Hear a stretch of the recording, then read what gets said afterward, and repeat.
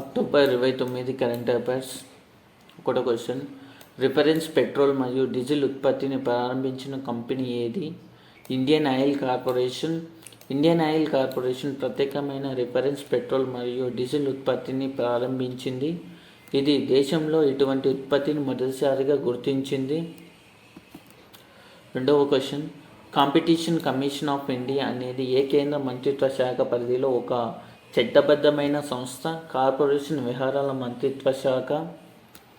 Competition commission of India అనేది corporate వ్యవహారాల మంత్రిత్వ శాఖలోని చట్టబద్ధమైన సంస్థ మరియు పోటీ చట్టం. ఇటువంటి కాంపిటీషన్ కమిషన్ ఆఫ్ ఇండియా అంతర్జాతీయ పోటీ నెట్వర్క్ యొక్క ప్రతిష్టాత్మకమైన 18 మంది సభ్యుల స్టీరింగ్ కమిటీలో గౌరవమైన స్థానాన్ని సంపాదించింది. స్టీరింగ్ కమిటీ ఐసిఎన్ యొక్క అత్యున్నత గవర్నింగ్ బాడీగా పనిచేస్తుంది.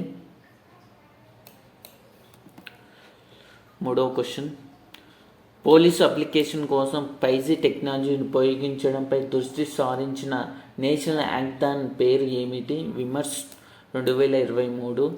పోలీసు అప్లికేషన్ కోసం 5G టెక్నాలజీని ఉపయోగించడంపై దృష్టి సారించిన జాతీయ యాక్థాన్ విమర్శ్ 2023 కోసం కర్టెన్ రైజర్ ఈవెంట్ ఢిల్లీలో జరిగింది. హ్యాక్థాన్ 3 దశలుగా ఇండియా స్క్రీనింగ్ కలిగి ఉంటుంది. 1 మరియు 2 దశల్లో వర్చువల్ ఫార్మాట్ నియమించబడ్డాయి. అయితే స్టేజ్ 3 భౌతిక సెట్టింగ్లో నియమించబడిన కేంద్రాలలో నిర్వహించబడుతుంది. స్టేజ్ 3 సమయంలో పాల్గొనే వారి ప్రాజెక్టు కోసం 5G టెస్ట్ బెడ్లు, ప్రైవేట్ నెట్వర్క్లు మరియు ల్యాబ్ యాక్సెస్ కలిగి ఉంటారు. 4వ క్వశ్చన్, ఇండియన్ ఆర్మీ యొక్క మొదటి వర్టికల్ విండ్ టెన్నిస్ ఏ రాష్ట్రంలో నిర్మించబడింది? హిమాచల్ ప్రదేశ్. హిమాచల్ ప్రదేశ్లో బాక్లాలో ఉన్న స్పెషల్ ఫోర్స్ ట్రైనింగ్ స్కూల్లో ఇండియన్ ఆర్మీ ప్రారంభ వర్టికల్ విండ్ టెన్నిస్ ప్రారంభించబడింది. ఇది అత్యాధునిక విండ్ టెన్నిస్ సాయుధ దళాల సిబ్బంది యొక్క పోరాట ఫ్రీఫాల్ నైపుణ్యాలను మెరుగుపరచుకోవడానికి మరియు మెరుగుపరచడానికి ఉద్దేశించబడుతుంది. 5వ క్వశ్చన్, 3 బేసిస్ సమ్మిట్ ఆతిథ్యం ఇస్తున్న దేశం ఏది? Republic of Congo.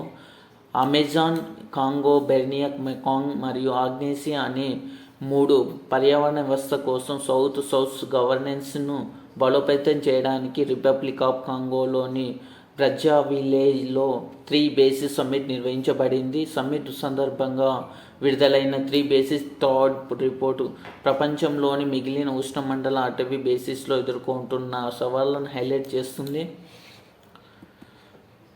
6వ క్వశ్చన్, ఏ దేశపు హాకీ జట్టు ఆసియా క్రీడా బంగారు పతకాన్ని కైవసం చేసుకుంది? భారతదేశం. ఆసియా క్రీడా ఫైనల్లో జపాన్ను 5-1 తేడాతో ఓడించి భారత పురుషుల హాకీ జట్టు 2024 ప్యారిస్ ఒలింపిక్స్ అర్హత సాధించింది. 7వ క్వశ్చన్, పుసా 44 వరి రకం సాగును ఏ రాష్ట్రం నిర్దేశించింది?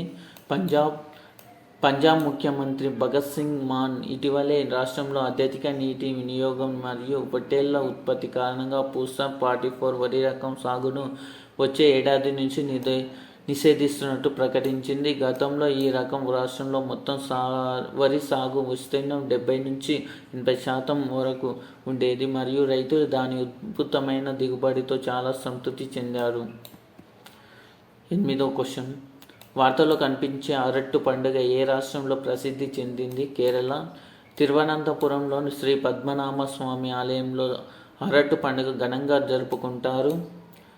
అరట్టు పండుగ యొక్క ప్రత్యేకత ఏమిటంటే పూర్వపు ట్రావెన్కోర్ రాజకుటుంబానికి చెందిన అధిపతి ఇప్పటికే సాంప్రదాయ దుస్తుల్లో ఊరేగింపులో దేవతల విగ్రహాల తోడుగా ఉంటాడు. అరట్టు ఉత్సవం ప్రతి సంవత్సరం 2 సార్లు జరుపుకుంటారు. 9వ క్వశ్చన్, గోమతి మరియు గాగ్రా నదులు భారతదేశంలోని ఏ రాష్ట్రంలో ప్రవహిస్తున్నాయి? ఉత్తరప్రదేశ్ ప్రభుత్వం గాగ్రా మరియు గోమతి నదీ గర్భాల్లోని ఖనిజ వనరులు అంచనా వేయడానికి విస్తృత సర్వేని చేపట్టింది. ఈ సర్వే 9 నిర్దిష్ట స్థానాలను కలిగి ఉంటుంది. ఏ గాగ్రా నది వెంబడి మరియు 2 గోమతి నది వెంబడి ఉన్నాయి. 10వ క్వశ్చన్, అశోక్ వాస్వాని ఏ బ్యాంక్ కొత్త మేనేజింగ్ డైరెక్టర్గా మరియు చీఫ్ ఎగ్జిక్యూటివ్ ఆఫీసర్గా నియమించబడ్డారు? కోటక్ మహీంద్రా బ్యాంక్. అశోక్ వాస్వాని కోటక్ మహీంద్రా బ్యాంక్ కొత్త మేనేజింగ్ డైరెక్టర్ మరియు చీఫ్ ఎగ్జిక్యూటివ్ ఆఫీసర్గా నియమించబడ్డారు. ఇతను ప్రస్తుతం యుఎస్, ఇజ్రాయెల్లో ఆర్టిఫిషియల్ ఇంటెలిజెన్స్ ఫిన్టెక్ అయిన పగారు అధ్యక్షుడిగా, అలాగే లండన్ స్టాక్ ఎక్స్చేంజింగ్ గ్రూప్ యొక్క నాన్ ఎగ్జిక్యూటివ్ డైరెక్టర్గా పనిచేస్తున్నాడు.